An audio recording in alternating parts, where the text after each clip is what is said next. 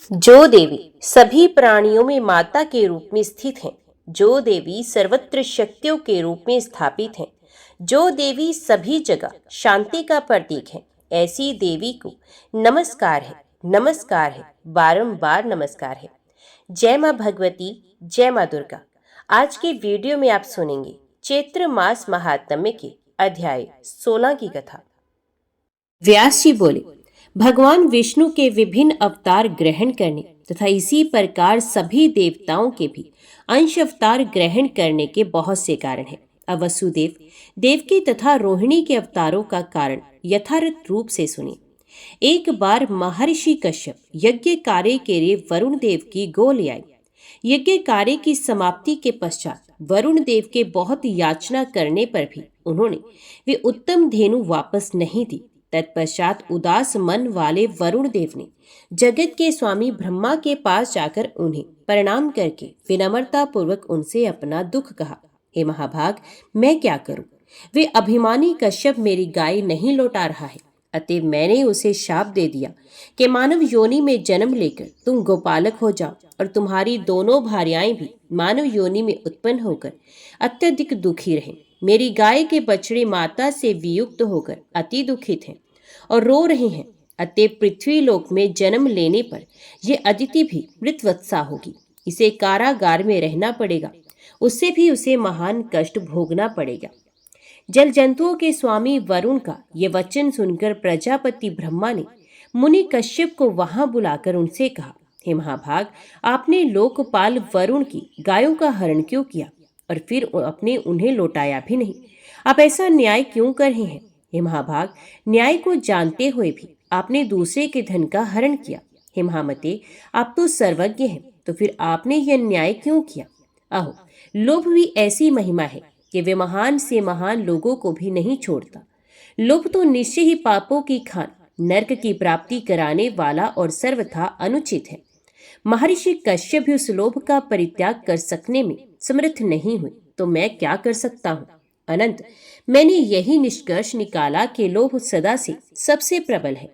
शांत स्वभाव वाले जितेंद्रिय, प्रतिग्रह से प्राण मुख तथा वानप्रस्थ आश्रम स्वीकार किए हुए वे मुनि लोग धन्य हैं, जिन्होंने लोभ पर विजय प्राप्त कर ली है। संसार में लोभ से बढ़कर अपवित्र तथा निंदित अन्य कोई चीज नहीं। यह सबसे बलवान शत्रु है। महर्षि कश्यप भी इस नीच लोभ से स्नेह करने के कारण दुराचार में लिप्त हो गए।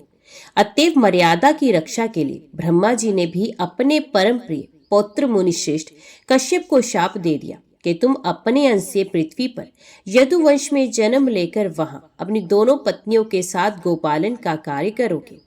इस प्रकार अंश अवतार लेने तथा पृथ्वी का बोझ उतारने के लिए वरुण देव तथा ब्रह्मा जी ने उन महर्षि कश्यप को शाप दे दिया था। इधर कश्यप की भार्या दिति ने भी अत्यधिक शोक संतप्त होकर अदिति को शाप दे दिया कि क्रम से तुम्हारे सातों पुत्र उत्पन्न होते ही मृत्यु को प्राप्त हो जाए। जनमेजय बोले, हे मुने, दिति के द्वारा उसकी अपनी बहन तथा इंद्र की माता अदिति क्यों शापित की गई? हे मुनिवर, आप दिति के शोक तथा उसके द्वारा प्रदत्त शाप का कारण मुझे बताइए। सूत जी बोले, परीक्षित पुत्र राजा जनमेजय के पूछने पर सत्यवती पुत्र व्यास जी पूर्ण सावधान होकर राजा को शाप का कारण बताने लगे। व्यास जी बोले, हे राजन, दक्ष प्रजापति की दिति और अदिति नामक दो सुंदर कन्याएं थीं। दोनों ही कश्यप मुनि की प्रिय तथा गौरवशालिनी पत्नियां बनी। जब अदिति के अत्यंत तेजस्वी पुत्र इंद्र हुए, तब वैसे ही ओजस्वी पुत्र के लिए दिति के भी मन में इच्छा जागृत हुई। उसमें सुंदरी दिति ने कश्यप जी से प्रार्थना की, हे मानद, इंद्र के ही समान बलशाली, वीर, धर्मात्मा तथा परम शक्ति संपन्न पुत्र मुझे भी देने की कृपा करें। तब मुनि कश्यप ने उनसे कहा, प्रिय, धैर्य धारण करो। मेरे द्वारा बताए गए व्रत को पूर्ण करने के अनंतर इंद्र के समान पुत्र तुम्हें अवश्य प्राप्त होगा। कश्यप मुनि की बात स्वीकार करके दिति उस उत्तम व्रत के पालन में तत्पर हो गई। उनके ओजस से सुंदर गर्भ धारण करती हुई वे सुंदरी दिति पयोव्रत में स्थित रहकर भूमि पर सोती थी और पवित्रता का सदा ध्यान रखती थी। इस प्रकार क्रमश जब वे महान तेजस्वी गर्भ पूर्ण हो गया, तब शुभ्र ज्योति युक्त तथा दीप्तिमान अंगों वाली दिति को देखकर अदिति दुखी हुई। उसने अपने मन में सोचा, यदि दीति के गर्भ से इंद्र तुल्य महाबली पुत्र उत्पन्न होगा तो निश्चय ही मेरा पुत्र निस्तेज हो जाएगा। इस प्रकार चिंता करती हुई मानिनी अदिति ने अपने पुत्र इंद्र से कहा, प्रिय पुत्र, इस समय दीति के गर्भ में तुम्हारा अत्यंत पराक्रमशाली शत्रु विद्यमान है। हे शोभन, तुम समयक विचार करके उस शत्रु के नाश का प्रयत्न करो, जिसे दीति की गर्भ उत्पत्ति ही विनष्ट हो जाए। मुझसे पत्नी भाव रखने वाली उस सुंदरी दीति को देखकर सुख का नाश कर देने वाली चिंता मेरे मन को सताने लगती है। जब शत्रु बढ़ जाता है तब राज्य क्षमा रोग की भांति वे नष्ट नहीं हो पाता है। इसलिए बुद्धिमान मनुष्य का कर्तव्य है कि वे ऐसे शत्रु को अंकुरित होते ही नष्ट कर डाले। हे देवेंद्र, दीति का वह गर्भ मेरे हृदय में लोहे की कील के समान चुभ रहा है, अतः जिस किसी भी उपाय से तुम उसे नष्ट कर दो। हे महाभाग, यदि तुम मेरा हित करना चाहते हो तो साम दान आदि के बल से दीति के गर्भस्थ शिशु का संहार कर डालो। हे राजन, तब अपनी माता की वातनी सुनकर देवराज इंद्र मन ही मन उपाय सोचकर अपनी विमाता दीति के पास गए। उस पाप बुद्धि इंद्र ने विनय पूर्वक दीति के चरणों में प्रणाम किया और ऊपर से मधुर किंतु भीतर से विष भरी वाणी में विनम्रता पूर्वक उससे कहा, हे माता, अब व्रत परायण है और अत्यंत दुर्बल तथा कृशकाय हो गई हैं, अतः मैं आपकी सेवा करने के लिए आया हूँ। मुझे बताइए मैं क्या करूँ। हे पतिव्रते, मैं आपके चरण दबाऊंगा, क्योंकि बड़ों की सेवा से मनुष्य पुण्य तथा अक्षय गति प्राप्त कर लेता है। मैं शपथ पूर्वक कहता हूँ कि मेरे लिए माता अदिति तथा आप में कुछ भी भेद नहीं। ऐसा कहकर इंद्र उनके दोनों चरण पकड़कर दबाने लगे। पास संवाहन का सुख पाकर सुंदर नेत्रों वाली उस दीति को नींद आने लगी। वे परम सती दीति थकी हुई थी, व्रत के कारण दुर्बल हो गई थी और उसे इंद्र पर विश्वास भी था, अतः सो गई। दीति को नींद के वशीभूत देखकर इंद्र अपना अत्यंत सूक्ष्म रूप बनाकर हाथ में शस्त्र लेकर बड़ी सावधानी के साथ दीति के शरीर में प्रवेश कर गए। इस प्रकार योग बल द्वारा दीति के उदर में शीघ्र ही प्रविष्ट होकर इंद्र ने वज्र से उस गर्भ के 7 टुकड़े कर डाले। उस समय वज्र घात से दुखित हो गर्भस्थ शिशु रुदन करने लगा। तब धीरे से इंद्र ने उससे मारुद मत रो ऐसा कहा। तत्पश्चात इंद्र ने पुनः उन 7 टुकड़ों के 7 खंड कर डाले। हे राजन, वे ही टुकड़े 49 मृत गुणों के रूप में प्रकट हो गए। उस शैली इंद्र द्वारा अपने गर्भ को वैसा विकृत किया गया जानकर सुंदर दांतों वाली वे दीति जाग गई और अत्यंत दुखी होकर क्रोध करने लगी। ये सब बहन अदिति द्वारा किया गया है, ऐसा जानकर सत्यव्रत परायण दीति ने कुपित होकर अदिति और इंद्र दोनों को शाप दे दिया कि जिस प्रकार तुम्हारे पुत्र इंद्र ने छल पूर्वक मेरा गर्भ छिन्न भिन्न कर डाला है, उसी प्रकार उसका त्रिभुवन का राज्य शीघ्र ही नष्ट हो जाए। जिस प्रकार पापिनी अदिति ने गुप्त पाप के द्वारा मेरा गर्भ गिराया है, उस मेरे गर्भ को नष्ट कर डाला है, उसी प्रकार उसके पुत्र भी उत्पन्न होते ही नष्ट हो जाएंगे और वह पुत्र शोक से अत्यंत चिंतित होकर कारागार में रहेगी। अन्य जन्म में भी इसकी संतानें इसी प्रकार मर जाया करेंगी। इस प्रकार मरीचि पुत्र कश्यप ने दीति प्रदत्त शाप को सुनकर उसे सांत्वना देते हुए प्रेम पूर्वक ये वचन कहा, हे कल्याणी, तुम क्रोध मत करो, तुम्हारे पुत्र बड़े बलवान होंगे। वे सब 49 मरुत देवता होंगे जो इंद्र के मित्र बनेंगे। हे सुंदरी, 28वें द्वापर युग में तुम्हारा शाप सफल होगा। उस समय अदिति मनुष्य योनि में जन्म लेकर अपने किए कर्म का फल भोगेगी। इसी प्रकार दुखित वरुण ने भी उसे शाप दिया है। इन दोनों शापों के संयोग से यह अदिति मनुष्य योनि में उत्पन्न होगी। इस प्रकार पति कश्यप के आश्वासन देने पर दीति संतुष्ट हो गई और वह पुण्य कोई अप्रिय वाणी नहीं बोली। हे राजन, इस प्रकार मैंने आपको अदिति के पूर्व शाप का वर्णन बताया। हे राजन, वही अदिति अपने अंश से देवकी के रूप में उत्पन्न हुई।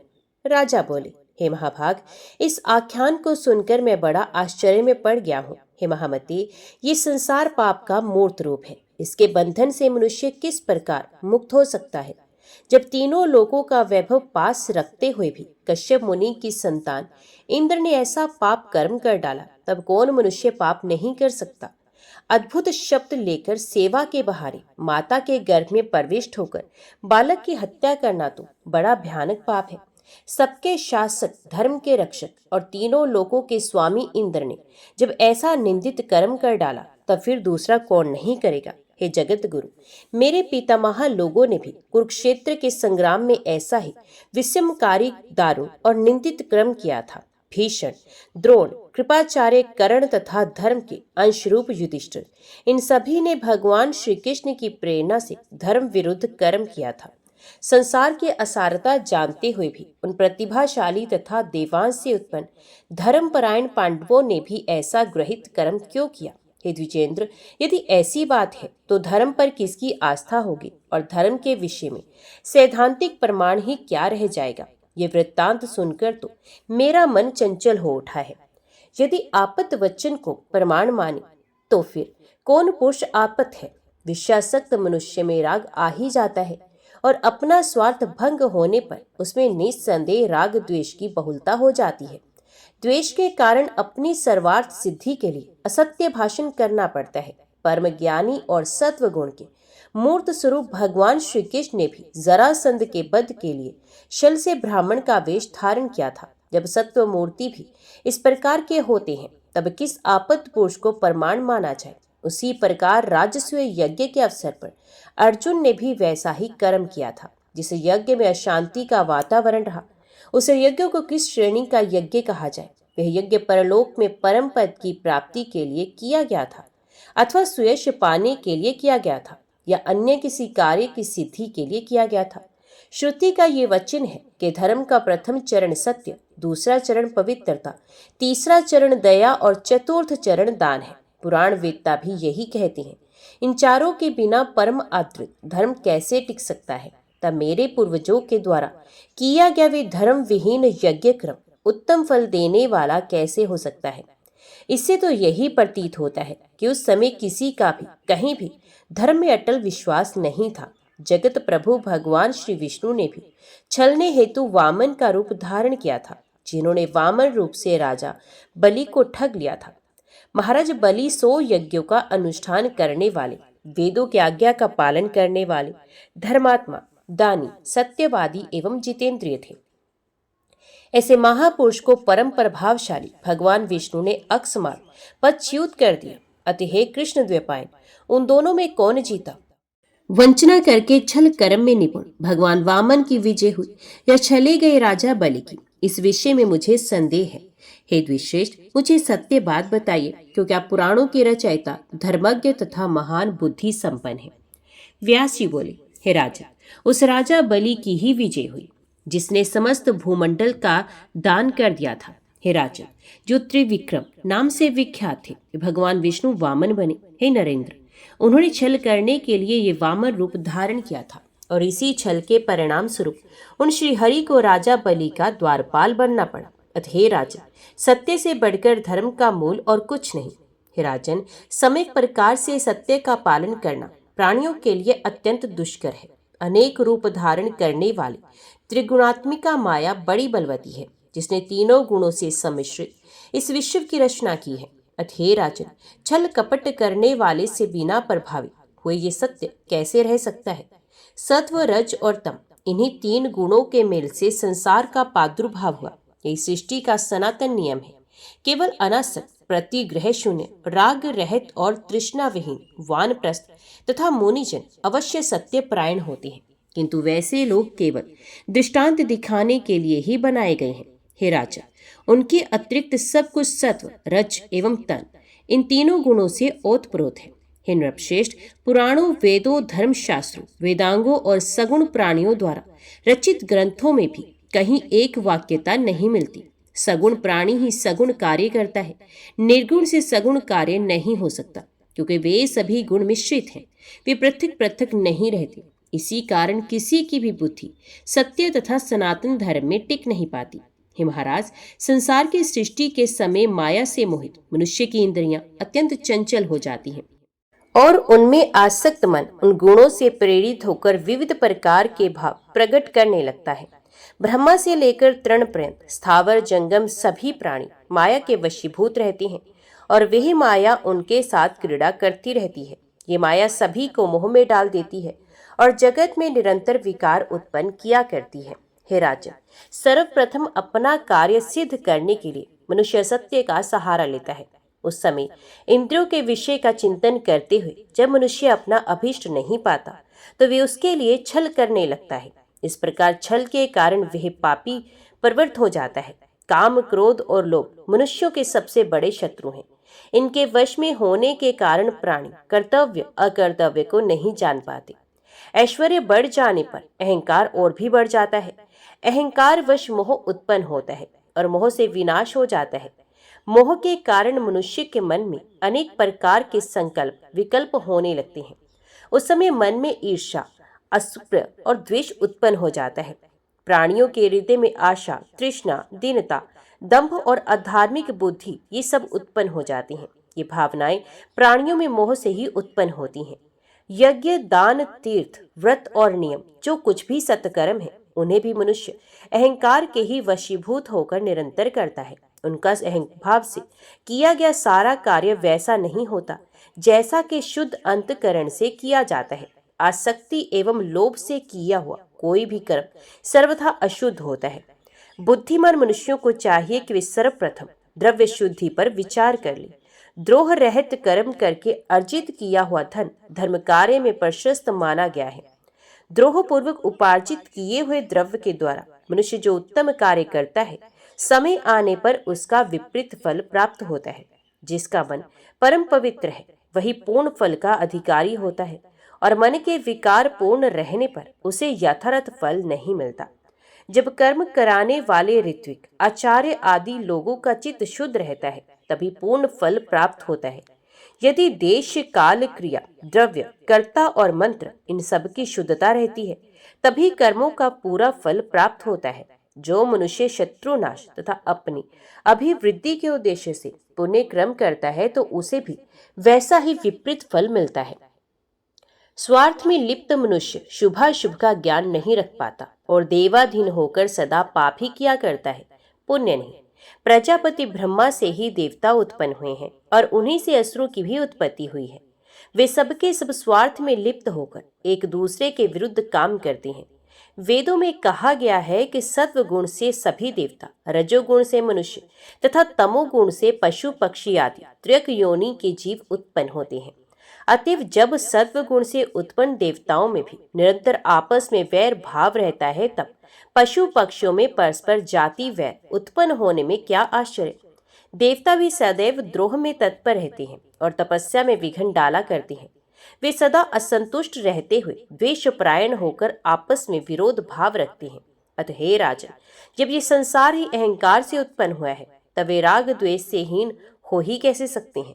हे नरोत्तम, जब अधिक कहने से क्या लाभ। इस संसार में कहीं बिरला ही ऐसा कोई धर्मात्मा होगा जो द्रोह भाव से रहित हो। ये चर अचर संपूर्ण संसार राग द्वेष से ओतप्रोत है। हे राजेंद्र, सत्य युग में भी ये संसार ऐसा ही था। तब कली से दूषित होकर विषय में क्या कहा जाए।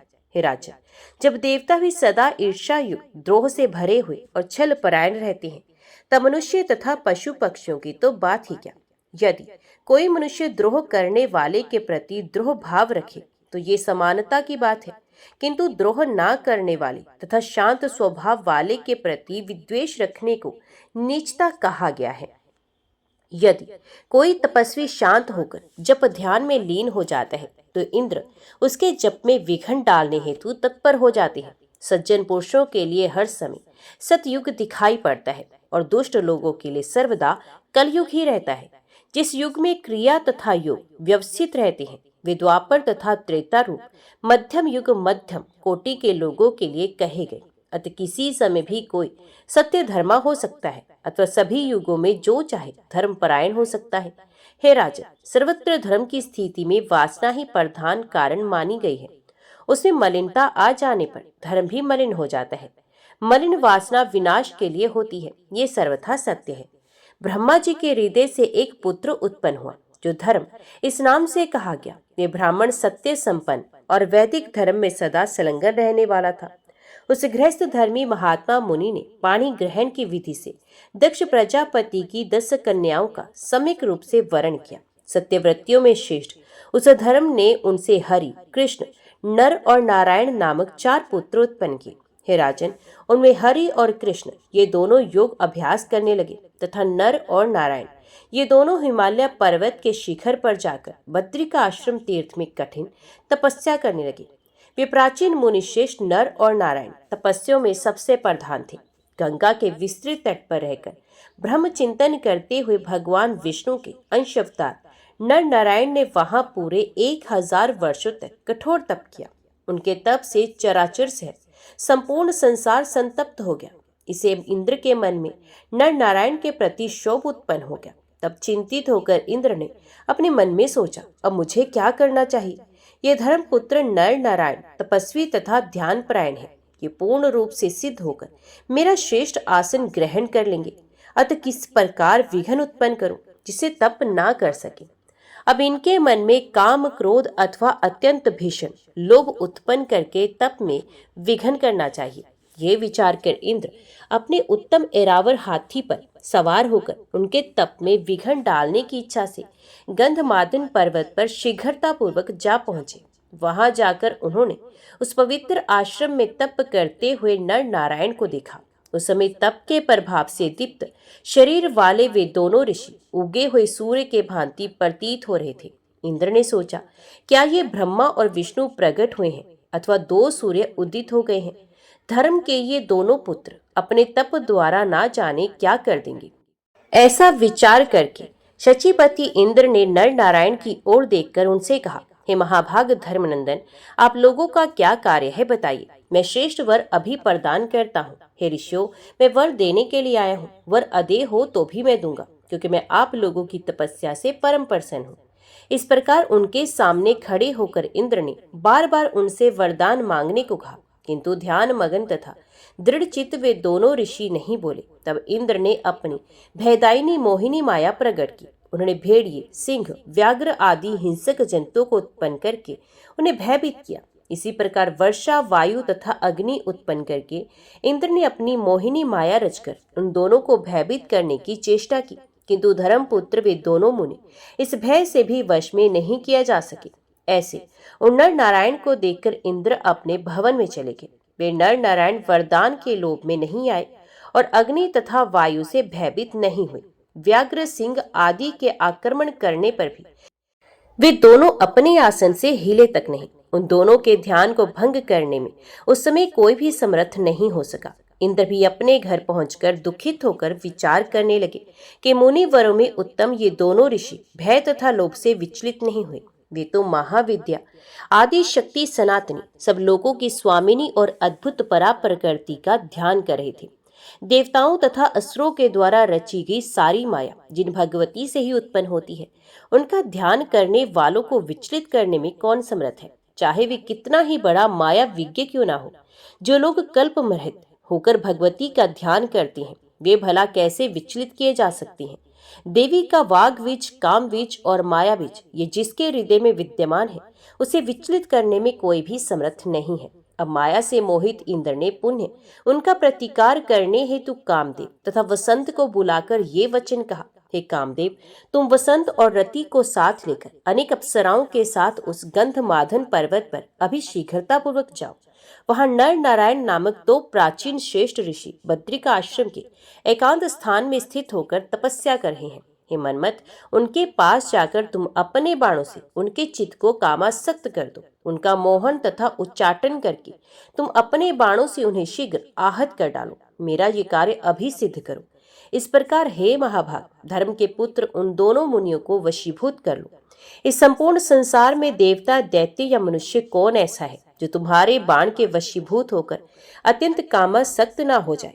हे कामदेव, जब ब्रह्मा, मैं, इंद्र, शिव, चंद्रमा या अग्नि भी मोहित हो जाते हैं, तब तुम्हारे बाणों के पराक्रम के सामने उन दोनों की क्या गणना है। तुम्हारी सहायता के लिए मेरे द्वारा ये रंभा आदि अप्सराओं का समूह जो भेजा जा रहा है, जो वहां पहुंच जाएगा, अकेली तिलोत्तमा या रंभा ही इस कार्य को करने में समर्थ है, अथवा तुम अकेले भी इसे करने में समर्थ हो, तब सभी सम्मिलित रूप से कार्य सिद्ध कर लेंगे। इसमें संदेह की क्या बात। हे महाभाग, तुम मेरे इस कार्य को संपन्न करो, मैं तुम्हें वांछित वस्तु प्रदान करूंगा। मैंने उन दोनों तपस्वियों को वरदानों के द्वारा बहुत प्रलोभन दिया, किंतु वे अपने स्थान से विचलित नहीं हुए, बल्कि शांति से बैठे हैं। मेरा ये परिश्रम व्यर्थ चला गया। मैंने माया रचकर उन तपस्वियों को बहुत डराया, फिर भी वे अपने आसन से नहीं उठे। वे दोनों शरीर रक्षा के लिए जरा भी चिंतित नहीं हैं। इंद्र का ये वचन सुनकर कामदेव ने उनसे कहा, हे इंद्र, मैं अभी आपका मनोवांछित कार्य करूंगा। यदि वे दोनों मुनि विष्णु, शिव, ब्रह्मा अथवा सूर्य किसी का भी ध्यान करते होंगे तो वे हमारे वश में हो जाएंगे। मैं केवल कामराज महाबीज कलीम का अपने मन में चिंतन करने वाले देवी भक्त को वश में करने में किसी प्रकार भी समर्थ नहीं। यदि वे भक्ति भाव से महाशक्ति स्वरूपा देवी की उपासना में लगे होंगे तो मेरे बाणों का प्रभाव उन तपस्वियों पर नहीं होगा। इंद्र बोले, हे महाभाग, जाने के लिए उदित इन सभी के साथ तुम वहां जाओ। यद्यपि मेरा ये कार्य अत्यंत दुस्साध्य है, फिर भी तुम इस हितकर तथा उत्तम कार्य को पूर्ण कर ही लोगे। इस प्रकार इंद्र का आदेश पाकर वे लोग पूरी तैयारी के साथ उस स्थान पर गए जहां वे धर्मपुत्र नर नारायण कठोर तप कर रहे थे। सर्वप्रथम उस पर्वत श्रेष्ठ गंधमादन पर वसंत पहुंचा। उस पर्वत पर स्थित सभी वृक्ष पुष्पित हो गए और उन पर भ्रमरों के समूह मंडराने लगे। आम, मोलसरी, रम्य, तिलक, सुंदर किशोर, साल, ताल, तमाल तथा महुए, ये सब के सब फूलों से सुशोभित हो गए। वृक्षों की डालियों पर कोयलों की मनोहारिणी कूक आरंभ हो गई। पुष्पों से लदी हुई सभी लताएं पर्वतों पर चढ़ने लगी। सभी प्राणी अपनी अपनी भार्याओं में प्रेमासक्त हो गए तथा मत होकर परस्पर क्रीड़ा करने लगे। मंद सुगंध युक्त तथा सुखद स्पर्श वाली दक्षिणी हवाएं चलने लगी। उस समय मुनियों की भी वृत्तियां अतीव चंचल हो गई। तत्पश्चात अपनी भार्या रति के साथ कामदेव भी अपने पंचबाणों को छोड़ता हुआ तत्काल बद्रिका आश्रम पहुंचकर वहां रहने लगा। संगीत कला में अत्यंत प्रवीण रंभा और तिलोत्तमा आदि अप्सराएं भी उस रमणीक बद्रिका आश्रम में पहुंचकर स्वर तथा तान में आबद्ध गीत गाने लगी। उस मधुर गायन, कोयलों की कूक तथा भ्रमर समूहों का गुंजार सुनकर उन दोनों मुनिवरों का ध्यान भंग हो गया। उस समय में ही वसंत का आगमन तथा संपूर्ण वन को पुष्पों से सुशोभित देखकर वे दोनों नर तथा नारायण ऋषि चिंतित हो गए। वे सोचने लगे कि क्या आज समय पूरा हुए बिना शिशिर ऋतु बीत गई। इस समय तो समस्त प्राणी काम से पीड़ित होने के कारण अत्यंत विवल दिखाई पड़ रहे हैं। काल के स्वभाव तथा नियम में अद्भुत परिवर्तन आज कैसे हो गया। विस्मय के कारण विस्फारित नेत्रों वाले मुनि नारायण नर से कहने लगे। नारायण बोले, हे भाई, देखो, ये सभी वृक्ष पुष्पों से लदे हुए सुशोभित हो रहे हैं। इन वृक्षों पर कोयलों की मधुर ध्वनि हो रही है तथा भ्रमरों की पंक्तियां विराजमान है। हे मुने, ये वसंत रूपी सिंह अपने पलाश पुष्प रूपी तीखे नाखूनों से शिशु रूपी भयानक हाथी को विदीर्ण करता हुआ यहाँ पहुंचा है। हे देवऋषि, लाल अशोक जिसके हाथ हैं, किंशुक के पुष्प जिसके पैर हैं, नील अशोक जिसके केश हैं, विकसित श्याम कमल जिसका मुख है, नीले कमल जिसके नेत्र हैं, बिलवृक्ष के फल जिसके स्तन हैं, खिले हुए कुंद के फूल जिसके दांत हैं, आम के बोर जिसके कान हैं, बंधु जीव के पुष्प जिसके शुभ्र अधर हैं, सिंधुवार के पुष्प जिसके नख हैं, कोयल के समान जिसका स्वर है, कदम्ब के पुष्प जिस सुंदरी के पावन वस्त्र हैं, मयूर पंखों के समूह जिसके आभूषण हैं, सारसों का स्वर जिसका नूपुर है, माधवी लता जिसकी करधनी है, ऐसी मत हंस के समान गति वाली तथा इंगूदी के पत्तों को रोम स्वरूप धारण की हुई वसंत श्री इस बद्रिका आश्रम में शायी हुई है। मुझे तो ये महान आश्चर्य हो रहा है कि असमय में ये कहाँ क्यों आ गई है। आप ये निश्चित समझिए कि इस समय ये हम लोगों की तपस्या में विघ्न डालने वाली है। ध्यान भंग कर देने वाला ये देवांगनाओं का गीत सुनाई दे रहा है। ऐसा प्रतीत होता है कि हम दोनों का तप नष्ट करने के लिए इंद्र ने ही ये उपकर्म रचा है, अन्यथा ऋतुराज वसंत अकाल में कैसे प्रतीत प्रकट हुआ। जान पड़ता है कि भयभीत होकर असुरों के शत्रु इंद्र के द्वारा ही ये विघ्न उपस्थित किया गया है। सुरभित शीतल एवं मनोहर हवाएं चल रही हैं। इसमें इंद्र की चाल के अतिरिक्त अन्य कोई कारण नहीं। विप्रवर विभु भगवान नारायण ऐसा कह ही रहे थे कि कामदेव आदि सभी दिखाई पड़ गए। भगवान नर तथा नारायण ने उन सबको प्रत्यक्ष देखा और इससे उन दोनों के मन में महान आश्चर्य हुआ। कामदेव, मेनका, रंभा, तिलोत्तमा, पुष्पगंधा, सुकेशी, महाश्वेता, मनोरमा, प्रमद्वारा, गीतज्ञ और सुंदर हास्य करने वाली घृताची, चंद्रप्रभा, कोकिल के समान आलाप करने वाली सोमा, विंध्युन्माला, अंबुजाक्षी और कंचन मालिनी, इन्हें तथा अन्य भी बहुत सी सुंदर अप्सराओं को नर नारायण ने अपने पास उपस्थित देखा। उनकी संख्या 16,050 थी। कामदेव की उस विशाल सेना को देखकर वे दोनों मुनि चकित हो गए। उस समय दिव्य वस्त्र तथा आभूषणों से विभूषित और दिव्य मालाओं से सुशोभित देवलोक की वे अप्सराएं प्रणाम करके सामने खड़ी हुई। तत्पश्चात वे अनेक प्रकार के हाव भाव प्रदर्शित करती हुई छल पूर्वक पृथ्वी तल पर अत्यंत दुर्लभ एवं काम वासना वर्धक गीत गाने लगी। भगवान नर नारायण ने उस गीत को सुना। तदंतर उसे सुनकर नारायण मुनि ने प्रेम पूर्वक उनसे कहा, तुम लोग आनंद से बैठो, मैं तुम्हारा अद्भुत आतिथ्य सत्कार करूंगा। हे सुंदरियो, तुम लोग स्वर्ग से यहाँ आए हो, अतएव हमारी अतिथि स्वरूपा हो। हे राजन, उस समय मुनि नारायण अभिमान में आकर सोचने लगे कि निश्चित रूप से इंद्र ने हमारे तप में बाधा डालने की इच्छा से इन्हें भेजा है। ये सब बेचारी क्या चीज है। मैं अभी अपना तपोबल दिखाता हूँ और इनसे भी अधिक दिव्य रूप वाली नवीन अप्सराएं उत्पन्न करता हूँ। मन में ऐसा विचार करके उन्होंने हाथ से अपनी जंघा पर आघात कर तत्काल एक सर्वांग सुंदरी स्त्री उत्पन्न कर दी। वे सुंदरी भगवान नारायण की जंघा से उत्पन्न हुई थी, अतः उसका नाम उर्वशी पड़ा। वहां उपस्थित वे अप्सराएं उर्वशी को देखकर अत्यंत आश्चर्यचकित हो गई। तदंतर उन अप्सराओं की सेवा के लिए मुनि ने तत्काल उतनी ही अत्यंत सुंदर अप्सराएं उत्पन्न कर दी। हाथ में विविध प्रकार के उपहार लिए हंसती हुई तथा मधुर गीत गाती हुई उन सब अप्सराओं ने उन मुनियों को प्रणाम किया और वे हाथ जोड़कर उनके समक्ष खड़ी हो गई। लोगों को मोह में डाल देने वाली वे इंद्र प्रेषित अप्सराएं तपस्या की विभूति उस विस्मय कारिणी उर्वशी को देखकर अपनी शुद्ध बुद्ध खो बैठी। उन अप्सराओं के मुख कमल आनंद तिरेक से खिल उठे तथा उनके मनोहर शरीर रूपी वल्लरियों पर रोमांच रूपी अंकुर निकल आए। वे अप्सराएं उन दोनों मुनियों से कहने लगी, अहो, हम मूर्ख अप्सराएं आपकी स्तुति कैसे करें। हम तो आपके धैर्य तथा तप के प्रभाव को देखकर परम विस्मय में पड़ गई हैं। ऐसा कौन है जो हम लोगों के कटाक्ष रूपी विष से बुझे बाणों से दग्ध न हो गया हो, फिर भी आपके मन को थोड़ी भी व्यथा नहीं हुई। अब हम लोगों को ज्ञात हो गया कि आप दोनों देव स्वरूप मुनि साक्षात भगवान विष्णु के परम अंश है और सदा ही शम दम आदि गुणों के निधान है। अब दोनों की सेवा के लिए यहाँ हमारा आगमन नहीं हुआ है, अपितु देवराज इंद्र का कार्य सिद्ध करने के लिए ही हम सब यहाँ आए हुए हैं। ना जाने हमारे किस भाग्य से अब दोनों मुनिवरों के दर्शन हुए। हम ये नहीं जान पा रहे कि हमारे द्वारा संपादित कि संचित पुण्य क्रम का ये फल है। शाप देने में समर्थ होते हुए भी अब दोनों मुनियों ने हम जैसे अपराधी जनों को स्वजन समझकर अपने चित्त को क्षमाशील बनाया और हमें संताप रहित कर दिया। विवेकशील महानुभाव तुच्छ फल देने वाले शाप को उपयोग में लाकर अपने तप का अपव्यय नहीं करते। अति विनम्र देव सुंदरियों का वचन सुनकर प्रसन्न मुखमंडल वाले काम तथा लोभ को जीत लेने वाले तथा अपनी तपस्या के प्रभाव से दैदीप्यमान अंगों वाले वे धर्मपुत्र मुनिवर नर नारायण प्रेम पूर्वक कहने लगे, हम दोनों तुम सभी पर अत्यंत प्रसन्न हैं। तुम लोग अपने वांछित मनोरथ बताओ, उसे हम देंगे।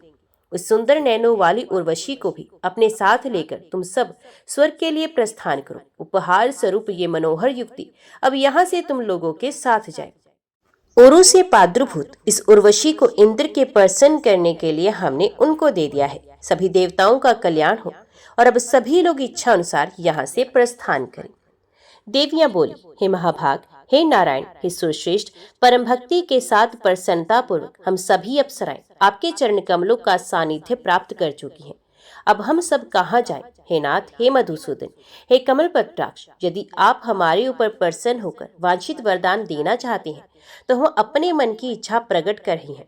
हे देवेश, अब हमारे पति बन जाए। हे प्रतम, हम लोगों के इसी वरदान को पूर्ण कीजिए। हे जगदीश्वर, आपकी सेवा करने में हम सभी को प्रसन्नता होगी। आपने जिन उर्वशी आदि सुंदर नैनों वाली अन्य रमणियों को उत्पन्न किया, वे अब आपकी आज्ञा से स्वर्ग चली जाए। हे श्रेष्ठ तपस्वी, हम 16,050 अप्सराएं यहीं रहेंगी और यहाँ हम सब आप दोनों की सेवा करेंगी। हे देवेश, आप हमारा मनोवांछित वर दीजिए और अपने सत्यव्रत का पालन कीजिए। हे माधव, धर्मज्ञ तथा तत्वदर्शी मुनियों ने प्रेमासक्ति स्त्रियों की आशा को भंग करना हिंसा बताया है। देवयोग से हम अप्सराएं भी स्वर्ग से यहाँ आकर आप दोनों के प्रेम रस से संसिक्त हो गई हैं। हे देवेश, आप हमारा त्याग ना कीजिए। हे जगतपते, आप तो सर्वसमर्थ हैं। ऋषि नारायण बोले, इंद्रियों को जीतकर मैंने पूरे 1000 वर्षों तक यहाँ तप किया है, अतएव हे सुंदरियों, उसे कैसे नष्ट कर दूं? सुख तथा धर्म का नाश करने वाले वासनात्मक सुख में मेरी कोई रुचि नहीं। पाश्विक धर्म के समान सुख में विवेकशील पुरुष कैसे प्रवृत्त हो सकता है? अप्सराएं बोली, शब्द, स्पर्श, रूप, रस तथा गंध, इन पांचों सुखों से स्पर्श सुख सर्वश्रेष्ठ है। ये आनंद रस का मूल है और इससे बढ़कर अन्य कोई भी सुख नहीं। अतएव हे महाराज, आप हमारी बात मान लीजिए। पूर्ण आनंद प्राप्त करते हुए आप गंधमादन पर्वत पर विचरण कीजिए। यदि आप स्वर्ग की प्राप्ति आकांक्षा रखते हैं तो ये निश्चय जान लीजिए कि वह स्वर्ग इस गंधमादन से अच्छा नहीं। अतः हम सभी अप्सराओं को अंगीकार करके आप इस दिव्य स्थान में विहार कीजिए।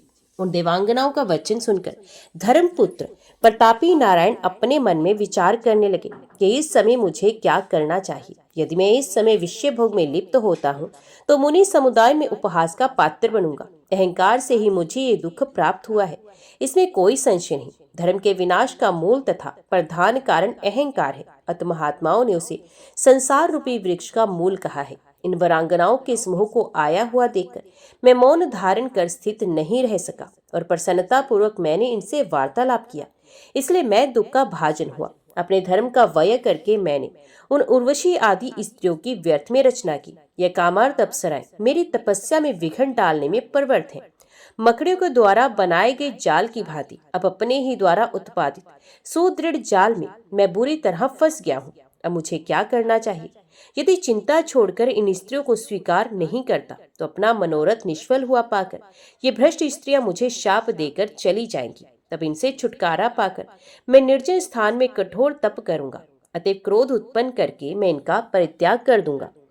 मुनि नारायण ने ऐसा निश्चय करके अपने मन में विचार किया कि सुख प्राप्ति के समस्त साधनों में अहंकार के बाद ये क्रोध दूसरा प्रबल शत्रु है जो अत्यंत कष्ट प्रदान करता है। ये क्रोध संसार में काम तथा लोभ से भी अधिक भयंकर है। क्रोध के वशीभूत प्राणी प्राण घातक हिंसात्मक कर डालता है। जो हिंसा सभी प्राणियों के लिए दुखदायिनी तथा नरक रूपी बगीचे की बावली के तुल्य है। जिस प्रकार वृक्षों के परस्पर घर्षण से उत्पन्न अग्नि वृक्ष को ही जला डालती है, उसी प्रकार शरीर से उत्पन्न भीषण क्रोध उसी शरीर को जला डालता है। इस प्रकार खिन्न मस्तक होकर चिंतन करते हुए अपने भाई नारायण से उनके लघु भ्राता धर्मपुत्र नर ने यह तथ्यपूर्ण वचन कहा, हे नारायण, हे महाभाग, हे महामति, आप क्रोध का त्याग कीजिए और शांत भाव का आश्रय लेकर इस प्रबल अहंकार का नाश कीजिए, क्योंकि पूर्व समय में इसी अहंकार के दोष से हम दोनों का तप विनष्ट हो गया था। अहंकार तथा क्रोध, इन्हीं दोनों भावों के कारण हम लोगों को असुर राज प्रहलाद के साथ 1000 दिव्य वर्षों तक अत्यंत अद्भुत युद्ध करना पड़ा था। हे सुरश्रेष्ठ, उस युद्ध में हम दोनों को महान क्लेश मिला था। अतएव हे मुनीश्वर, आप क्रोध का परित्याग करके शांत हो जाइए। उनकी ये बात सुनकर धर्मपुत्र नारायण शांत हो गए। जनमेजय बोले, हे मुनिश्रेष्ठ, मेरे मन में ये संदेह उत्पन्न हो गया है कि शांत स्वभाव वाले विष्णु भक्त महात्मा प्रहलाद ने पूर्व काल में ये युद्ध क्यों किया और ऋषि नर नारायण ने भी संग्राम क्यों किया। धर्मपुत्र नर नारायण ये दोनों ही अत्यंत शांत स्वभाव वाले तपस्वी थे। ऐसी स्थिति में दैत्य पुत्र प्रहलाद तथा उन दोनों ऋषियों का संपर्क कैसे हुआ? प्रहलाद भी अत्यंत धर्मपरायण, ज्ञान संपन्न तथा विष्णु भक्त थे। तब महात्मा प्रहलाद ने उन ऋषियों के साथ युद्ध क्यों किया? तपस्वी नर नारायण भी प्रहलाद की ही भांति सात्विक भाव से संपन्न थे। उन दोनों ऋषियों तथा प्रहलाद में यदि परस्पर वैर उत्पन्न हो गया तो फिर उनकी तप तथा धर्म आचरण के पालन में केवल परिश्रम ही उनके हाथ लगा। उस सतयुग में भी उनके जप तथा घोर तप कहाँ चले गए? वैसे वे महात्मा भी क्रोध और अहंकार से भरे अपने मन को वश में नहीं कर सके। अहंकार रूपी बीज के अंकुरित हुए बिना क्रोध तथा मात्सर्य उत्पन्न नहीं होते हैं। ये निश्चित है कि काम क्रोध आदि अहंकार से ही उत्पन्न होती हैं। 1000 करोड़ वर्षों तक घोर तप करने के बाद भी यदि अहंकार का अंकुरण हुआ है तो फिर सब निरर्थक हो जाता है। जिस प्रकार सूर्य उदय होने पर अंधकार नहीं ठहरता, उसी प्रकार अहंकार रूपी अंकुर के समक्ष पुण्य नहीं ठहर पाता। हे महाभाग, प्रहलाद ने भी भगवान नर नारायण के साथ संग्राम किया, जिसके कारण पृथ्वी पर उनके द्वारा अर्जित समस्त पुण्य व्यर्थ हो गया। शांत स्वभाव वाले नर नारायण भी अपने कठिन तप त्याग कर यदि युद्ध करने में तत्पर हुए तो फिर उनकी शांत वृत्ति तथा पुण्यशीलता का क्या महत्व? हे मुने, जब सात्विक भावों से संपन्न इस प्रकार के वे दोनों महात्मा भी अहंकार पर विजय प्राप्त करने में असमर्थ रहे, तब मेरे जैसे व्यक्तियों के लिए अहंकार नष्ट करने की बात ही क्या? इस त्रिलोक में ऐसा कोई भी प्राणी नहीं जो अहंकार से मुक्त हो। इसी तरह ऐसा कोई भी ना तो हुआ है ना होगा जो अहंकार से पूर्णता मुक्त हो। काष्ठ तथा लोहे की जंजीर से बंधा हुआ व्यक्ति बंधन मुक्त हो सकता है, किंतु अहंकार से बंधा व्यक्ति कभी भी नहीं छूट सकता। ये संपूर्ण चराचर जगत अहंकार से व्याप्त है। अहंकारी मनुष्य मलमूत्र से प्रदूषित इस संसार में चक्कर काटता रहता है, तो फिर इस मोहचिंत्र संसार में ब्रह्म ज्ञान की कल्पना कहाँ रह गई। हे सूरत, मुझे तो मीमांसकों का कर्म सिद्धांत ही उचित प्रतीत हो रहा है। हे मुने, जब महान से महान लोग भी काम क्रोध आदि से सदा ग्रस्त रहते हैं, तब हे मुनि श्रेष्ठ, इस कलयुग में मुझ जैसे लोगों की बात ही क्या। व्यास जी बोले, हे भारत, हे जन्मेजय, कारण से कार्य भिन्न कैसे हो सकता है। कड़ा तथा कुंडल आकार में भिन्न होते हुए भी स्वर्ण के सदृश होते हैं। चराचर सह समस्त ब्रह्मांड अहंकार से उत्पन्न हुआ। धागे से निर्मित होने के कारण वस्त्र उसके अधीन कहा गया। अतः वस्त्र रूपी कार्य तंतु रूपी कारण से पृथक कैसे रह सकता है। जब माया के तीनों गुणों द्वारा ही तिनके से लेकर पर्वत तक स्थावर जंगम ये संपूर्ण ब्रह्मांड विरचित है, तब सृष्टि के विषय में खेद किस बात का। हे राजन, ब्रह्मा विष्णु तथा शिव भी अहंकार से मोहित होकर इस अत्यंत अगाध संसार में भ्रमण करते रहते हैं। वशिष्ठ, नारद आदि परम ज्ञानी मुनिगण भी अहंकार के वशवर्ती होकर इस संसार में बार बार आते जाते रहते हैं। तीनों लोकों में ऐसा कोई भी देहधारी नहीं है जो माया के इन गुणों से मुक्त होकर शांति धारण करता हुआ आत्म सुख का अनुभव कर सके। अहंकार से उत्पन्न काम क्रोध लोभ तथा मोह किसी भी देहधारी प्राणी को नहीं छोड़ते। वेद शास्त्रों का अध्ययन, पुराणों का पारिलोचन, तीर्थ भ्रमण, दान ध्यान तथा देव पूजन करके भी विषयासक्त प्राणी चोरों की भांति सभी क्रम करता रहता है। काम मोह और मद से युक्त होने के कारण प्राणी आरंभ में कुछ विचार ही नहीं करता। हे कुरुनंदन, सतयुग, त्रेता तथा द्वापर में भी धर्म का विरोध किया गया था, तो आज कलयुग में उसकी बात ही क्या।